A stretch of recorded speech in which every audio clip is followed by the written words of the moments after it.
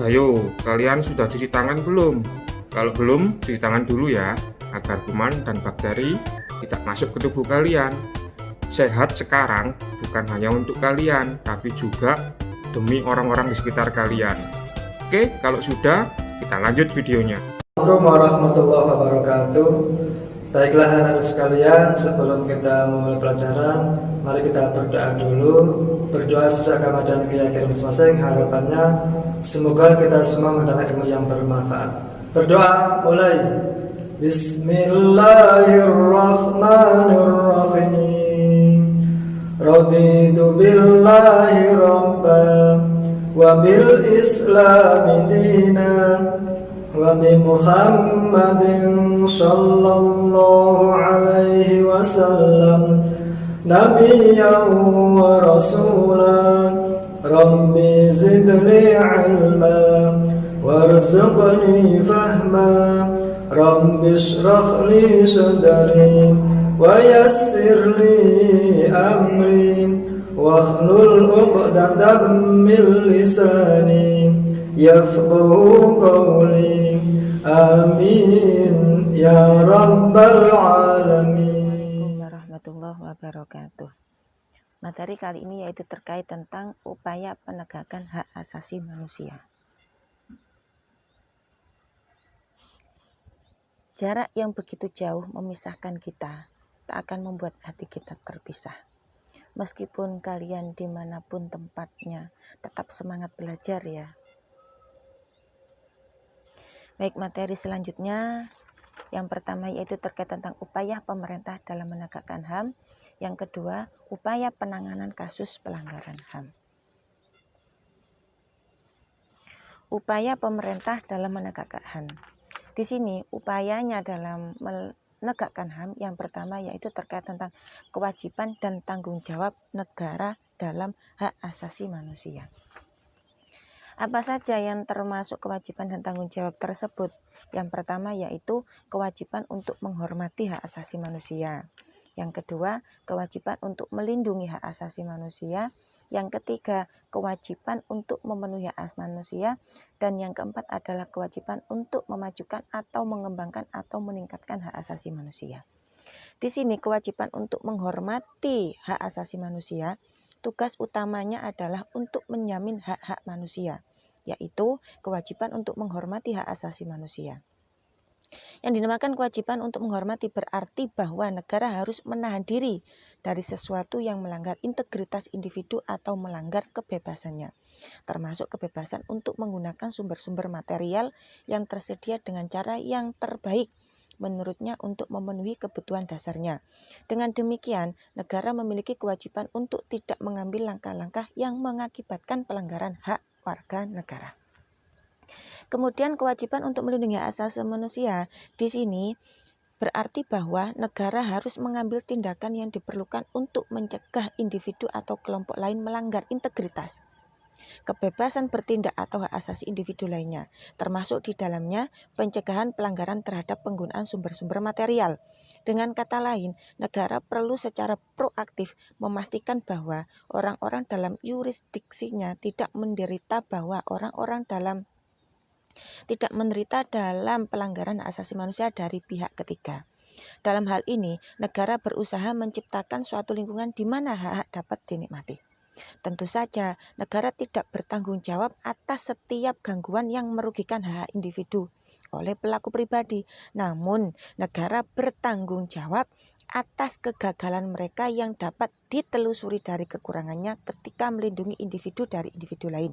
Contohnya, dengan mengadopsi undang-undang yang memberi ruang bagi terjadinya pelanggaran HAM atau lalai mencegah terjadinya pelanggaran HAM.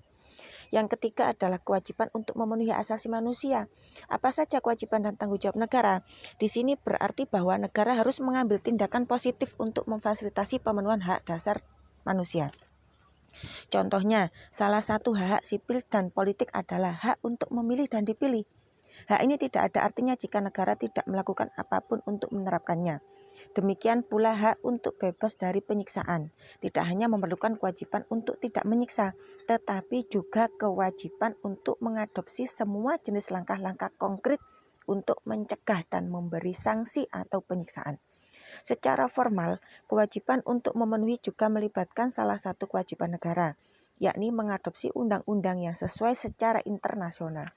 Dengan kata lain, negara harus memasukkan hak yang sangat dilindungi oleh instrumen internasional ke dalam domestik. Kemudian kewajiban dan tanggung jawab negara yang keempat yaitu terkait tentang kewajiban untuk memajukan atau mengembangkan atau meningkatkan hak asasi manusia. Kewajiban di sini untuk memajukan hak asasi manusia menuntut agar negara meningkatkan kesadaran masyarakat terhadap hak-hak dasar yang mereka miliki sampai kepada pemahaman mengenai mekanisme penegakannya. Untuk itu, negara perlu mengadopsi kebijakan yang mempromosikan hak-hak baik di dalam negara. Misalnya, pendidikan hak asasi manusia, program pelatihan bagi badan-badan administratif dan peradilan, maupun di luar negeri, seperti kebijakan luar negeri yang kondusif bagi hak manusia. Kewajiban untuk mempromosikan mengharuskan negara mengambil langkah-langkah aktif dalam melakukan advokasi atau mendorong dan mendukung kemajuan hak-hak asasi.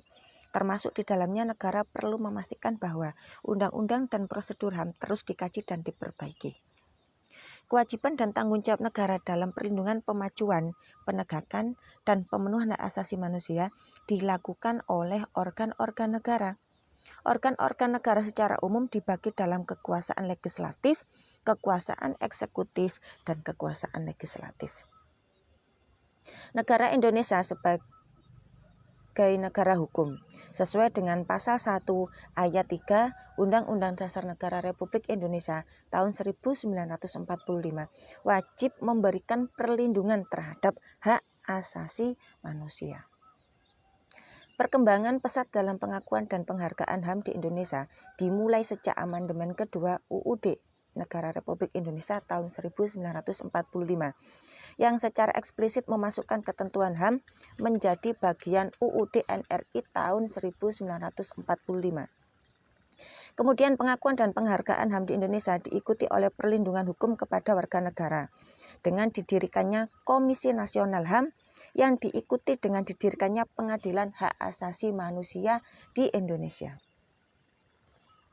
Apabila hak asasi manusia dalam suatu negara terabaikan atau dilanggar dengan sengaja, serta penderitaan yang ditimbulkan tidak dapat diatasi secara adil, maka negara tersebut tidak dapat disebut sebagai negara hukum dan tidak bisa disebut sebagai negara demokrasi dalam arti yang sesungguhnya.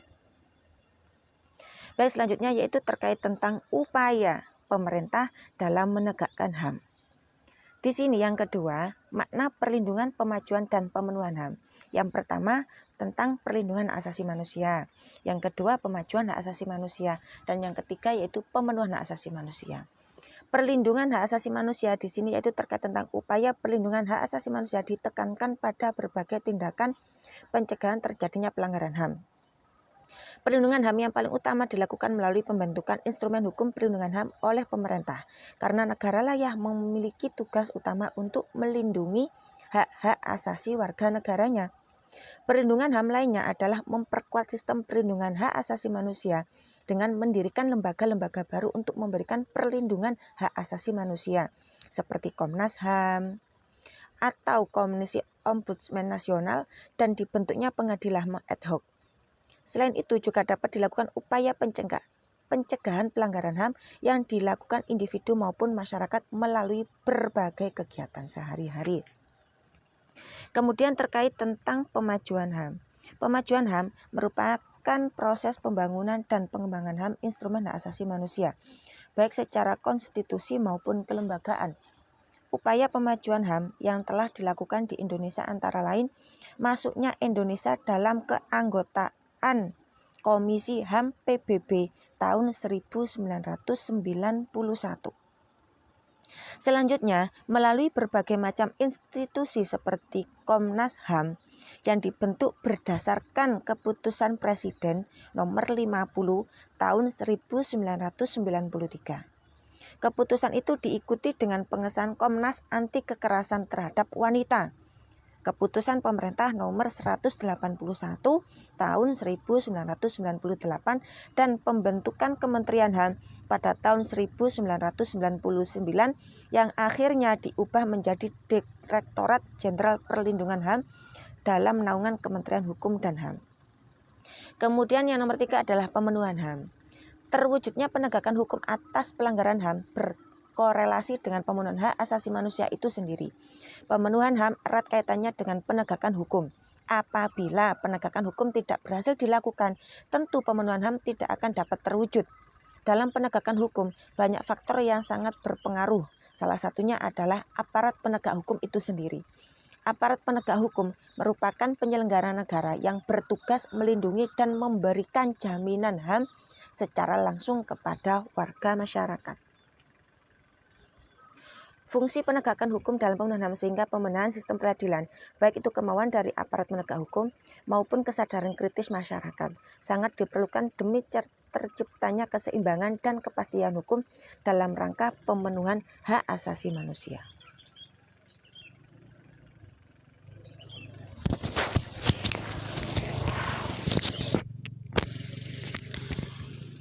Upaya penyelesaian kasus pelanggaran berat hak asasi manusia.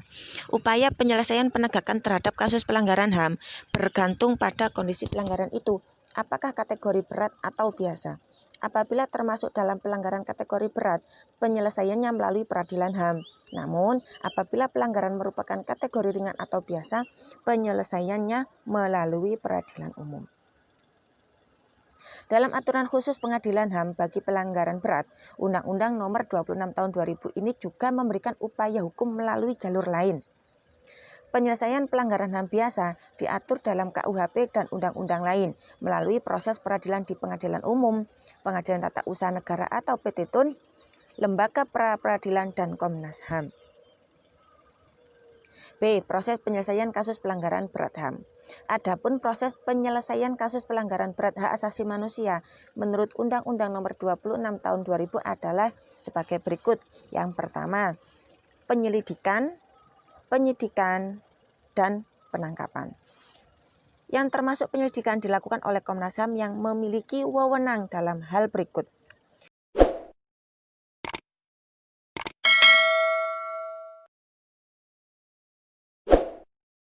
Yang pertama terkait melakukan penyelidikan dan pemeriksaan terhadap peristiwa yang timbul dalam masyarakat yang berdasarkan sifat atau lingkupnya patut diduga terdapat pelanggaran berat HAM.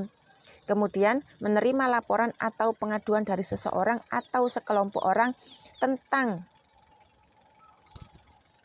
terjadinya pelanggaran berat HAM serta mencari keterangan dan barang bukti. Kemudian penyelidikan di sini yang ketiga yaitu terkait tentang memanggil pihak pengadu, korban atau pihak yang diadukan untuk diminta dan didengar keterangannya. Bukan hanya itu, kemudian ada lain penyelidikan yang keempat yaitu terkait tentang memanggil saksi untuk dimintai kesaksiannya. Kemudian yang kelima, meninjau dan mengumpulkan keterangan di tempat kejadian dan tempat lainnya jika dianggap perlu.